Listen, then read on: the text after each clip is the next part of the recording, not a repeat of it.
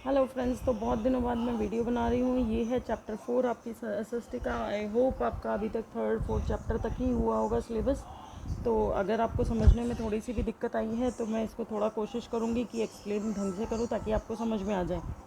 तो timeline and sources of history, मतलब timeline क्या होता है? जब एक टाइम के बाद एक लगातार हमारा टाइम चेंज हो रहा है। जैसे अगर आपने सुना हो 18th century, 19th century और now we are living in 21st century।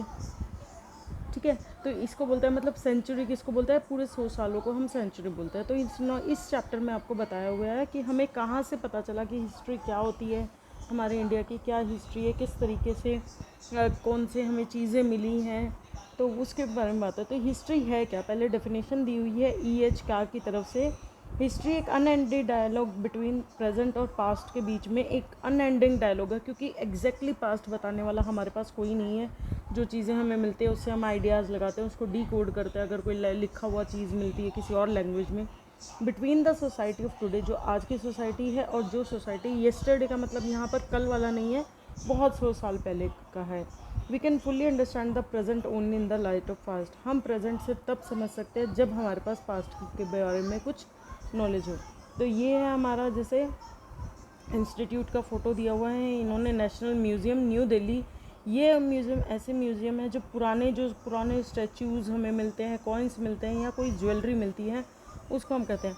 अब हमारे पास सबसे बड़ा क्वेश्चन ये अराइज़ होता है कि हम लोग को कैसे पता चलता है ये 18वीं शताब्दी का है, 19th century का, या 1836, 1870, जो भी ईयर्स हमें मिलते हैं वो कैसे पता चलता है? कैसे अलग अलग सोर्सेज है वो हमें समझने में मदद करते हैं हिस्ट्री को। और जो पुराने लोग थे वो कैसे लेते थे आज से बहुत 100 साल पहले। How do we learn about, कैसे हमें पता चलता है पास्ट के बारे में? चलो सोचते हैं। What is the earliest memory you can recollect? आपको सबसे पहले कौन सी मेमोरी है जो आपको याद आती है? Do you remember how old you were at this time? क्या आपको लगता है कि आप उस टाइम पे कितने साल के रहे होगे? Those memory together are part of your past, may be going 5-6 years back. अगर आप 5 से 6 साल पहले की भी सोचेंगे तो आपको याद होगा कितना आपको याद है उस टाइम के बारे में। तो वही हमारी है हिस्ट्री, वो आपकी history. How do you think understanding the past will help us understand the present?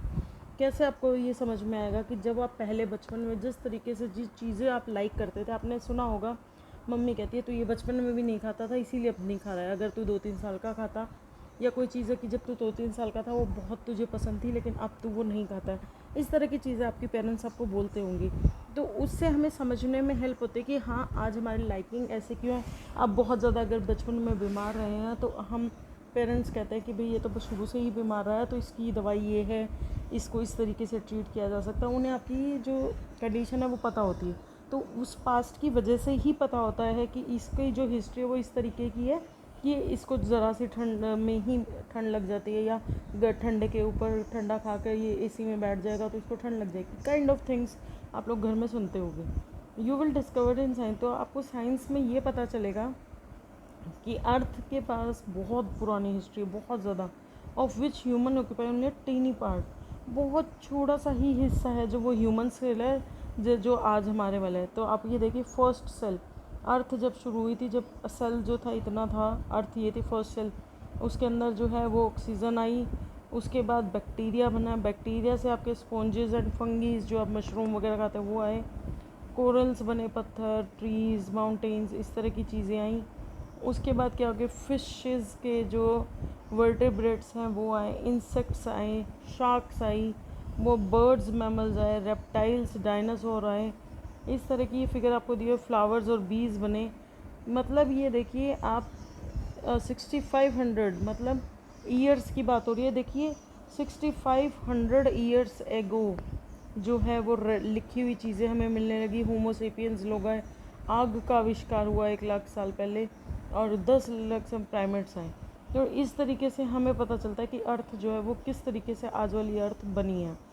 अब जो बहुत पीपल हैं, लोग हैं जो स्टडी करते हैं अर्थ के बारे में, उनमें से जो है वो कुछ ट्रेंड होते हैं टू अनकवर द सीक्रेट। वो उस जो सीक्रेट है हमारी अर्थ के पीछे पुराने सरफेस में, उसको अनकवर करते हैं, मतलब उसको उजागर करते हैं, और हमें पास्ट को लर्न करने में हेल्प करते हैं। हम जैसे जियोलॉजिस्ट है, ये क्या सर्च करते हैं ये पत्थरों मिट्टियों में सर्च करते हैं। जैसे यहाँ एग्जाम्पल दिया हुआ है, जियोलॉजिस्ट क्या करते हैं, स्टडी करते हैं physical features of earth. Physical feature मतलब मिट्टी कैसी है, कैसे पत्थर है, हिल के कितनी हिल है, कितनी पुरानी हिल्स है, कितनी नई हिल्स है, इसमें क्या स्पेशलिटी है, इसके अंदर क्या स्पीशीज़ मिलती हैं, माउंटेन्स, रिवर्स, सीज, ओशन, और इन सब के बारे में जो फिजिकल पार्ट है अर्थ का उसके बारे में स्टडी करते हैं, उनको बोलते हैं जियोलॉजिस्ट। प्लांटियोलॉजिस्ट क्या होते हैं, जो वो क्या करते हैं, study the remains of plants. मतलब आपने कई बार सुना होगा, जैसे हमारे हरियाणा में है राखी गढ़ी, वहाँ पर किसी ह्यूमन की बॉडी के अवशेष मिले हैं जो बहुत पुरानी है। इस तरह की जब चीज़ें ज़मीन के अंदर गड़ी हुई मिलती है, पुराने जो एनिमल्स थे उनसे हमें पता चलता है कि किस तरह की जो प्रजाति थी वो मिलती थी। अगर हम बात करें एग्जाम्पल के तौर में, बहुत पुराना डॉग कैसे दिखता था, आज उस डॉग की हाइट कम है, आज उस डॉग के पास बाल नहीं है। इस तरह की चीज़ें हमें ये स्टडी करते हैं, ये बताते हैं हमें बहुत पुराने साल पहले, जिसे हम फॉसिल्स बोलते हैं। फॉसिल्स मतलब अवशेष जो बहुत पुराने। यहाँ पर देखा हुआ है इम्प्रेशन ऑफ फुटप्रिंट और पार्ट ऑफ प्लांट एनिमल्स, जो हमें जो मिट्टी में दबे हुए और प्रिजर्व्ड है, मतलब वो ख़राब नहीं हुए, बहुत हज़ारों साल से वो वहीं, लाखों साल से वहीं दबे हुए। एंथ्रोपोलॉजिस्ट क्या होते हैं, वो ह्यूमन सोसाइटी और कल्चर्स को स्टडी करते हैं कि पुराने लोग किस तरीके से बात करते थे, कैसे रहते थे, कैसे खाना खाते थे। अब आते हैं हमारे आर्कियोलॉजिस्ट। आर्कियोलॉजिस्ट क्या करते हैं, वो डिगिंग करते हैं, मतलब खुदाई करते हैं। खुदाई जो प्लांट और एनिमल पुराने पीछे रह गए, जैसे टूल्स है, पोट्स है, बीड्स है, मतलब जो चीज़ें मिलती है, थिंग्स मिलती हैं। आपका क्या करता है, प्लांटियोलॉजिस्ट तो जानवरों उनकी बॉडी को रिसर्च करते हैं। आर्कियोलॉजिस्ट जो चीज़ें मिलती हैं, घर मिल गया, कोई ईंटें मिल गई, कोई बर्नट ग्रेन्स मिल गए, टिथ ऑफ एनिमल्स वगैरह मिल गए, या फिर आपके बीड्स है, टूल्स है, पोट्स है, कि पुरानी खुदाई में हमें जो है वो महाराजा के महल मिले हैं, कोई ऐसा स्ट्रक्चर मिला है जबकि वो इस तरीके से वॉशरूम्स का यूज़ करते थे। कोई नहाने की चीज़ मिलती है तो हम अंदाज़ा लगाते कि रानियाँ यहाँ नहाती थी, इस तरीके चीज़ें। हाउ इज़ टाइम, अब क्वेश्चन ये है कि कैसे मेज़र करते हैं हम इतने पुराने साल में। हर सोसाइटी और कल्चर का क्या है, उसका खुद का तरीका है मेजरिंग टाइम। जैसे birth of an important person और स्टार्ट ऑफ रूरल रीजन। जैसे हम लोग सोचते हैं, आपने अपनी दादी नानी को एक नॉर्मल लैंग्वेज में कहते हुए सुना था, भाई उसका ना डेट तो याद नहीं है, बर्थ डेट, लेकिन ना उसका जन्म जब हुआ था, जब वो फलाने वाला आंदोलन हुआ था, या कोई जैसे उस दिन वो भूकंप आया था। इस तरीके की जो बात है, मतलब हम किसी एक पर्टिकुलर इवेंट से उसको याद रखते हैं। Have often mark the beginning of new year, जिसे हम कहते हैं कि नई ईरा, नई दुनिया का जो है एकदम से आविष्कार हुआ। एट प्रेजेंट ग्रेगोरियन क्या है, ग्रेगोरियन कैलेंडर है जो हम यूज़ कर रहे हैं आज के टाइम पे, कि 12 महीने होते हैं, 365 डेज़ होते हैं, लीप ईयर होता है हर 4 साल के बाद, सेंचुरी ईयर्स हैं वो leap years only if the calendar है जिसे वर्ल्ड वाइड यूज़ करते हैं। Side by side Hindu, Muslim, Jewish और चाइनीज़ है, वो कुछ अपने खुद के कैलेंडर्स भी यूज़ करते हैं ताकि वो अपने फेस्टिवल्स की डेट की याद कर सके या कोई स्पेशल इवेंट को याद कर सके। वेस्ट में the conventional year for Jesus Christ birth है, जो वो उनका नया कैलेंडर शुरू होता है। मतलब उनके लिए वो, जैसे हमारे लिए वो जीसस क्राइस्ट का बर्थडे है वो 25 दिसंबर को है, उनके लिए वहाँ से नया साल शुरू हो जाता है। Years are counted from forward from this point, उनके से, और उसे मार्क किया जाता है AD, and abbreviation for Latin phrases that refers to the year after Jesus birth. After birth मतलब जीसस का जब बर्थ हुआ था एक्चुअल में, उसके बाद के कितने साल, जिसे हम आज के टाइम में कॉमन एरा कहते हैं। यानी जब फॉर एग्जांपल 1947, जैसे जब इंडिया ने इंडिपेंडेंस मिली थी, उसको हम 1947 AD भी लिख सकते हैं, या फिर 1947 CE भी लिख सकते हैं, कॉमन एरा।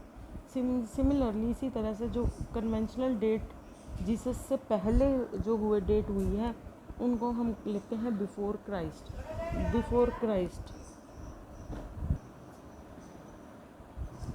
तो कॉमन एरा बोला जाता है, जैसे फॉर एग्जांपल 5 से 560 BCE is an approximate year of birth of Gautam Buddha, उसको हम गौतम बुद्धा कहते हैं। जैसे रॉकेट आर्ट मिली थी 40,000 BCE पहले, 3 लाख BCE पहले ये मिला था। आइस एज जो है वो कहलाई गई थी, क्या कहलाई गई थी, 14,000 BCE के बाद। ठीक है, टाइमलाइन दिखाई हुई है इन्होंने 3 लाख BCE की। ओके, उसके बाद है आपका हम लोग चैप्टर 7 में पता करेंगे एग्जैक्टली कि हमारा जो टाइम है वो कैसे कैलकुलेट होता है। चलिए अब हम एक्सप्लोर करते हैं कि ये कैलकुलेशन थोड़ी सी सिंपल है। There is a catch in the Gregorian calendar, there is no year zero. Zero नाम का कोई कैलेंडर कोई साल नहीं है। The 1 CE follows immediately the 1 year of BCE, draws a simple timeline marking every year from 2 BCE to 2 CE. You will see that because the absence of year 0, only 3 years have passed between these two dates. आप देख सकते हो कि इनके बीच में ये देखिए यहाँ दिखाई हुई है। आप यहाँ से क्लियरली समझिए कि आपका जो है ये BCE क्या है, बिफोर क्राइस्ट, क्राइस्ट के होने से पहले CE है। तो कॉमन एरा जिसे हम बोलते हैं, हम लोग आज 2000 CE में हैं, मतलब 20वीं सेंचुरी में हैं, यानी 2000 CE में हम लोग यहाँ हैं। हमसे पहले जीसस का बर्थ हुआ था, ठीक है। जीसस के बर्थ से बिफोर जीसस क्राइस्ट के बर्थ से पहले अशोका हुए थे, बुद्धा का जन्म हुआ था 2000 साल पहले, इंडस सरस्वती सिविलाइजेशन हुआ था। इस तरीके से टाइमलाइन है, आपको ज़्यादा देखने की ज़रूरत नहीं, सिर्फ आपको ये याद रखना है कि इस तरीके से हम टाइमलाइन में रिप्रेजेंट करते हैं। तो पेज नंबर 62 और 63 पे एक बहुत कन्वीनियंट टूल है ताकि हम इन इवेंट्स को मार्क कर सकें और एक डेट्स का सीक्वेंस पता कर सके कि एक्चुअली में उन डेट्स में क्या हुआ था। It runs from the beginning of humanity. ये कहाँ से शुरू होता है, जब पहली बार ह्यूमंस आए थे with a few important landmark, कुछ इम्पॉर्टेंट लैंडमार्क्स के साथ। मतलब लैंडमार्क क्या होता है, जिसे याद रहता है चीज़ें। नोट दैट द डोटेड पोर्शन, याद रखिए जो डोटेड पोर्शन है, marked skipped period. Skipped period का क्या मतलब है, जिसके बारे में हमें नहीं पता है। तो यहाँ पर देखिए डोटेड जैसे यहाँ नहीं, जो हमारी पिछली वाली थी उसमें देखिए कुछ ये बीच बीच में गायब है। हाँ ये देखिए ये चीज़ें गायब हैं, ये चीज़ें गायब है, मतलब इन सालों का हमें नहीं पता है, कोई इवेंट कोई प्रूफ हमें अभी तक नहीं मिला है। जैसे जैसे वो मिलता जाएगा वैसे वैसे वो डॉटेड पोर्शन जो है वो फिल होता जाएगा। अदरवाइज टाइमलाइन जो है ऑलमोस्ट जो है वो 3 मीटर लंबी हो जाएगी, क्योंकि ऑब्वियसली बहुत सारे ऐसे इवेंट है जो हम लोग अभी बुक में कवर नहीं कर सकते हैं, ठीक है। तो बर्थ ऑफ बुद्धा है वो 560 BCE है, जीसस का बर्थ हुआ था यानी बिफोर क्राइस्ट। और CE यानी कॉमन एरा के 2000 के बाद आज हमें और हमारा फ्यूचर हमें भी नहीं पता है। अब डोंट मिस आउट। अब ये चीज़ मत भूलिएगा कि सेंचुरी जो है 100 सालों को कहते हैं, जिसमें ईयर जो है 0 से स्टार्ट नहीं होता, 1 CE से स्टार्ट होता है। फॉर इंस्टेंस आज का देखिए, अभी हम वहाँ लिखा हुआ था 2000, लेकिन हम बोलते हैं 21st सेंचुरी। क्यों? क्योंकि 2001 से लेकर 2100 तक जो चलेगी उसे ही हम यहाँ पर देखिए 2000 CE लिखा हुआ है, लेकिन हम फिर भी बोलेंगे कि हम लोग 21st सेंचुरी में, क्योंकि वो 1 से स्टार्ट हुआ था इसीलिए। द सेंचुरी मिलेनियम, मिलेनियम क्या होता है, 1000 साल को क्या कहते हैं, मिलेनियम, ठीक है। In history specific centuries are counted every 1000 year from the year 1 CE। एक CE के बाद 1000 साल होने पर, जैसे we are in currently in the 3rd मिलेनियम। देखिए 1 से लेके आपका 1000 तक हो गया फर्स्ट मिलेनियम, 1001 से लेके आपका 2000 तक हो गया आपका सेकंड मिलेनियम, और अब जो हम हैं वो 2001 से लेके 2100 के बीच में, यानी हम लोग हैं 3rd मिलेनियम में, ठीक है। तो यही यहाँ पर बताया हुआ है, क्रिएट अ टाइमलाइन। अब आप 1900 से शुरू होकर कोई टाइमलाइन बनाइए जिसमें आपके ग्रैंड पेरेंट्स सिबलिंग और सब आप सबका बर्थ मार्क हो। Also mark the year that 20th century CE begins and ends with. तो आपको यहाँ पर मार्क करना होगा स्टार्टिंग में कि वो 20th सेंचुरी से वो शुरू हुआ है, ठीक है। डोंट मिस आउट, यहाँ पर मिस नहीं करना है कि ट्रेडिशनली जो कैलेंडर्स थे वो किस तरीके से बनते थे। कैलेंडर जो है वो पूरी तरह से जो सन है, सूर्य की पोजीशन पर डिपेंड करते थे, और मून जो है वो ये बताता था, सन और मून की पोजीशन से पूरे कैलेंडर करते थे, ये बताने के लिए कि अब कौन सा महीना चल रहा है। आपने देखा होगा पंचांग जिसे हम हिंदी में बोलते हैं, आपकी दादी नानी मम्मी को सुना होगा कि पंचांग में देखेंगे, हिंदू कैलेंडर में देखेंगे अभी मावस है, अब जो है आषाढ़ चल रहा है, आसुज महीना चल रहा है, इस तरह के वर्ड्स आपने सुने होंगे। तो वो हिंदू कैलेंडर है जिसके अकॉर्डिंगली वो लोग हर उसका मानते थे। और आपने ये भी सुना होगा कि इस बार 2 अष्टमी है या 1 अष्टमी कट गई है नवरात्रों में, ये ज़रूर सुना होगा। इससे क्या मतलब है, क्योंकि वो एस्ट्रोनॉमिकल डाटा पे बेस्ड होता है, उसके अंदर फिक्स नहीं होता। जैसे हमारे जो कॉमन एरा में जो हम कैलेंडर यूज़ कर रहे हैं उसमें हर मंथ में 30 या 31 या 28 डेज़ फिक्स है कि इतने दिन तो आएंगे ही आएंगे, अगर लीप ईयर है तो एक दिन फालतू आएगा। लेकिन जो हिंदू कैलेंडर है, जो हमारे पंचांग में होते हैं, उसमें दिन कम ज़्यादा हो सकते हैं। वो प्रिसाइजली जो है वो डिपेंड करता है आपके सोलर और lunar Eclipse times for sunrises sunset. तो इसीलिए जो इंडिया में है पंचांग बहुत ज़्यादा यूज़ होते हैं। इवन ये तक प्रेडिक्ट करने के लिए वो यूज़ होता है कि वेदर किस तरीके का होगा, फेस्टिवल कैसे होगा। जैसे आपको पता है कि दिवाली अब फिक्स डेट तो नहीं है, दिवाली हर बार उसी डेट को आएगी, तो वो हिंदू पंचांग के अकॉर्डिंगली ही वो आइडेंटिफाई करते हैं कि इस बार दिवाली उस दिन होगी। सोर्स ऑफ हिस्ट्री, हिस्ट्री हमें कहाँ से मिलती है, जब हम कोई चीज़ हमें मिलती है। जैसे can you what are the source of, can you collect information about at least 3 generation of it. क्या आप कलेक्ट कर सकते हैं 3 जनरेशन, आपके पेरेंट्स, आपके ग्रैंड पेरेंट्स और ग्रेट ग्रैंड पेरेंट्स, उनके नाम, वो कैसे रहते थे, वो कब पैदा हुए थे, इस तरह की इन्फॉर्मेशन आप ढूंढिए और इस चार्ट को फिल करिए। ठीक है, इससे आपको पता चलेगा। क्या आपने कभी भी पुराने सिक्के, बुक्स, क्लोथ्स देखी हैं जो आपके घर में हो बहुत पुराने, तो उन ऑब्जेक्ट से आपने कैसी इन्फॉर्मेशन देखी, कैसे पुराने घर देखे, आपने किले वगैरह देखे होंगे। जब भी आप कहीं घूमने जाते हैं तो बहुत सारी तरह के किले वगैरह देखे होंगे। हर ऑब्जेक्ट स्ट्रक्चर जो है वो एक स्टोरी टेल करता है, is a piece of an, जैसे एक जिक्सो का पजल है। द ऑब्जेक्ट जो आपको आपके घर में दिखता है वो कुछ ना कुछ हिस्ट्री आपकी फैमिली के बारे में बताता है। जैसे आपके घर में कौन से भगवान पूजे जाते हैं, आप कैसे कल्चर को फॉलो करते हैं। आपके घर में आपकी दादी नानी आपको बोलती होंगी कि बेटा ऐसे नहीं करते, ये नहीं करते, अपने में ये पूजा जाता है, अपने में उस भगवान की पूजा ज़्यादा होती है, समथिंग लाइक दैट। सिमिलरली हम लोग सारे इवेंट्स को एक साथ रख सकते हैं कि फ्यू पीसेज ऑफ पजल कई बार मिसिंग भी रह सकते हैं। कई चीज़ों के आंसर हमारे जो ग्रेट ग्रैंड पेरेंट्स हैं उनके पास थे, हमारे ग्रैंड पेरेंट्स के पास भी नहीं है। तो कुछ चीज़ें ऐसी हो सकती है जो वो ये कहेंगे कि हमें नहीं पता, वो तो दादा दादी करते थे, तो हो सकता है वो मिसिंग हो सकती हैं चीज़ें कि उनको भी ना पता हो। तो ये इन्होंने एक सोर्सेज ऑफ हिस्ट्री बताया है कि इन जो सोर्सेज ऑफ हिस्ट्री है वो कहाँ से, इंस्क्रिप्शन मतलब पुरानी लिखी हुई चीज़ें जो हमें मिलते हैं, कॉइन्स मिल गए, कॉपर प्लेट्स मिल गई, मैन्यूस्क्रिप्ट मिल गई। ओरल सोर्सेज, कुछ जो पुरानी लोक कथाएँ हमने सुनी होंगी उस तरीके से हमें पता लगता है। इंडियन लिटरेचर, कुछ लिखे हुए हमें इतिहास भी मिला। आपको पता होना चाहिए कि इंडिया की एक बहुत बहुत बड़ी जो लाइब्रेरी थी उसको अकबर ने जलाया था।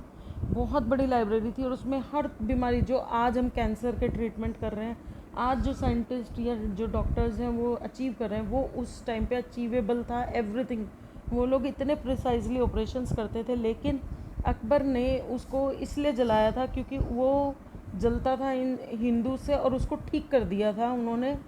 तो उसको ये आया कि अगर ऐसा इंडिया रहा तो ये बहुत ज़्यादा ऊंचा हो जाएगा, तो उसने पूरी लाइब्रेरी को जलाया था। और उस लाइब्रेरी को जलने में, प्लीज़ थॉट इट, आप कहीं आग लगाते हैं तो वो शाम तक बुझ जाती है, नहीं, उस लाइब्रेरी को पूरा ख़त्म होने में उसने जब जितना उसने जलाया था वो 2 महीने तक लगातार जलती रही थी, वो आग बुझी नहीं थी। सोचो वहाँ पर कितनी बुक्स होंगी कि उसको ख़त्म होने में 2 महीने लगे थे, 2 महीने तक लगातार वो लाइब्रेरी जलती रही थी। ठीक है, तो ये हमारी हिस्ट्री, नहीं तो हमें बहुत कुछ ऐसा मिलता जो आज हमारे साइंटिस्ट खोज कर रहे हैं वो हम उसमें पढ़ सकते थे। जो हमारे मेडिकल्स थी वो बहुत ज़्यादा हमारी हाईली स्किल्ड डॉक्टर्स थे उस टाइम पे। फॉरेन अकाउंट्स से हमें पता लगता है, ट्रैवलॉग से, आर्टिस्टिक सोर्स से हमें पेंटिंग, स्कल्पचर जो मिलते हैं उनसे हिस्ट्री पता लगती है। हमें मॉन्यूमेंट्स मिलते हैं, जैसे लाल किला वगैरह पे आप जाते हैं वहाँ से हमें पता चलता है। तो जो फॉसिल्स हमें मिलते हैं उससे भी पता चलता है।